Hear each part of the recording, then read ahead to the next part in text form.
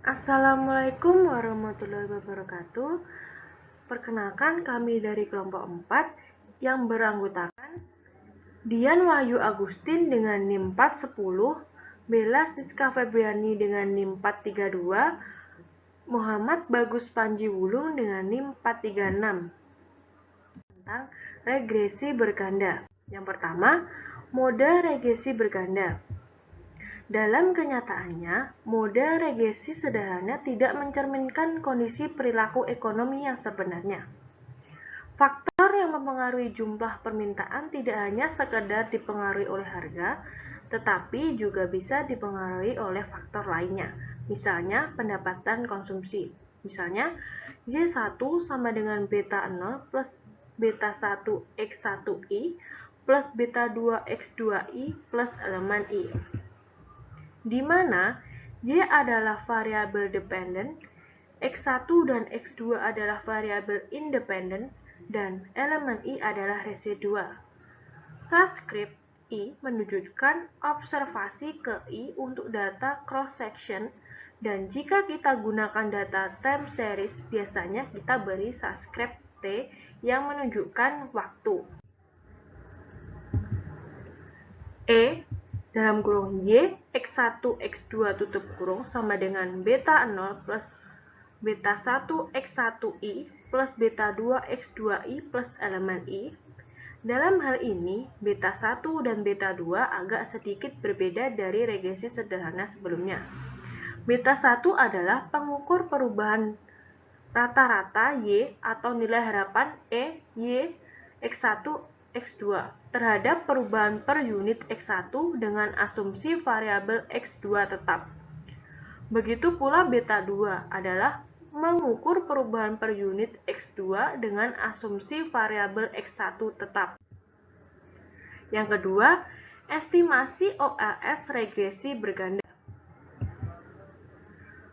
Menggunakan cara yang sama dengan regresi sederhana sebelumnya dengan metode OLS, jika asumsi yang bangun terpenuhi, maka metode OLS akan tetap mampu mendapatkan beta 0, beta 1, dan beta 2 yang blue, sehingga menyebabkan garis regresi sedekat mungkin pada data aktualnya. Setelah mendapatkan penduga OLS berupa koefisien regresi parsial, maka selanjutnya bisa mendapatkan varian dan koefisien regresi untuk mengukur reliabilitas tersebut.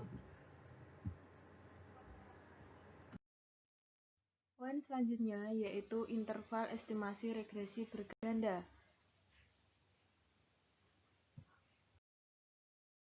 Koefisien regresi yang kita dapatkan pada regresi berganda adalah estimasi titik. Kita bisa mencari interval estimasi koefisien regresi berganda didasarkan pada probabilitas sebagaimana probabilitas pada regresi sederhana. Adapun probabilitas untuk mencari interval estimasi dapat kita lihat sebagai berikut,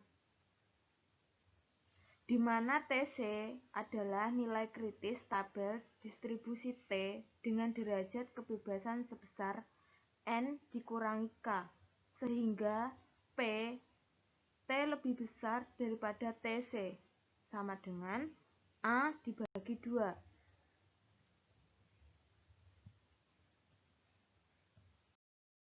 Dari probabilitas tersebut akan menghasilkan interval estimasi untuk koefisien regresi sebagai berikut. Persamaan tersebut bisa kita sederhanakan, di mana 1 dikurangi A merupakan interval keyakinan untuk koefisien regresi beta. Jika misalnya A sama dengan 5%, artinya 95% interval estimasi dari sampel mengandung kebenaran 95% dari populasi.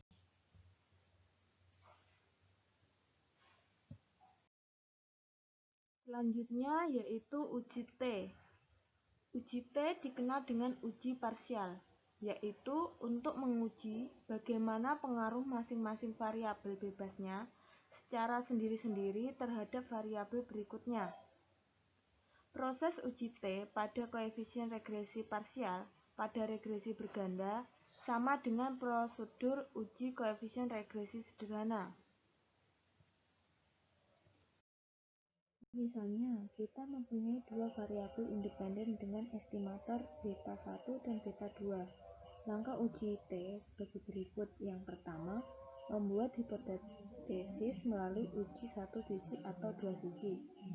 Uji hipotesis positif satu sisi, H0 sama dengan beta 1 kurang dari sama dengan 0.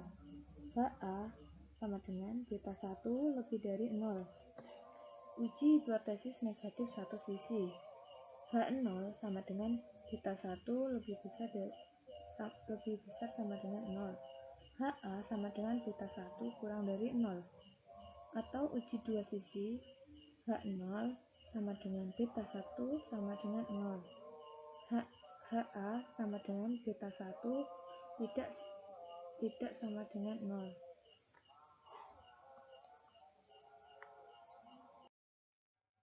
Yang kedua, ulangi langkah yang pertama untuk beta 2. Yang ketiga, menghitung nilai T hitung untuk beta 1 dan beta 2 dan mencari nilai-nilai T kritis dari tabel distribusi T. Nilai T hitung dicari dengan formula sebagai berikut, di mana beta 1 merupakan nilai pada hipotesis. Yang keempat, bandingkan nilai T hitung untuk masing-masing estimator dengan T kritisnya dari tabel. Keputusan menolak atau menerima H0 sebagai berikut.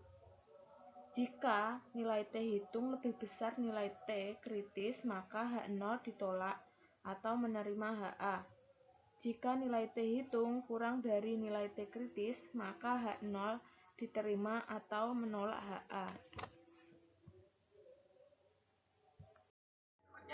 Koefisien determinasi. Di dalam regresi berganda juga akan menggunakan koefisien determinasi untuk mengukur seberapa baik garis regresi. Untuk menghitung koefisien determinasi atau R2, regresi berganda sama dengan regresi sederhana. Untuk itu, kembali kita ambilkan rumusan sebagai berikut. Koefisien determinasi sama dengan 1 dikurangi dalam kurung kuadrat nilai standardized residual dari uji regresi tutup kurung dibagi dalam kurung jumlah observasi dikurangi jumlah variabel dependen tutup kurung garis bawah sigma dalam kurung variabel dependen dikurangi rata-rata tutup kurung kuadrat dibagi dalam kurung jumlah observasi dikurangi 1 tutup kurung. Dari rumus tersebut tampak jelas bahwa koefisien determinasi tidak pernah menurun terhadap jumlah variabel dependen. Artinya, koefisien determinasi akan semakin besar jika harus menambah variabel independen di dalam model. Salah satu persoalan besar penggunaan koefisien determinasi R2 dengan demikian adalah nilai R2 selalu menarik. Para ahli ekonometrik telah mengembangkan alternatif lain agar nilai R2 tidak merupakan fungsi dari variabel independen. Berikutnya yang kedua, uji F. Uji statistik ini di dalam regresi berganda dapat digunakan untuk menguji signifikan koefisien determinasi R2. Uji F dapat digunakan untuk menguji hipotesis nol bahwa semua variabel independen tidak berpengaruh terhadap variabel dependen.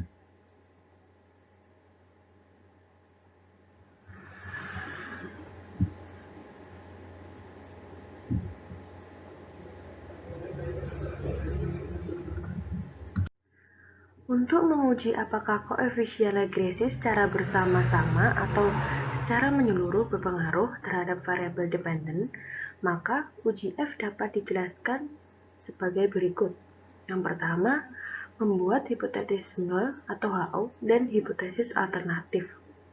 Yang kedua, mencari nilai F hitung dengan formula seperti pada persamaan nol dan nilai kritis F, statistik dari tabel F. Yang ketiga, keputusan metode HO atau menerima sebagai berikut. Jika F hitung lebih dari F tabel, maka kita menolak HO dan sebaliknya. Jika F hitung kurang dari F kritis, maka menerima HO. Sekian dari pemaparan dari kelompok kami.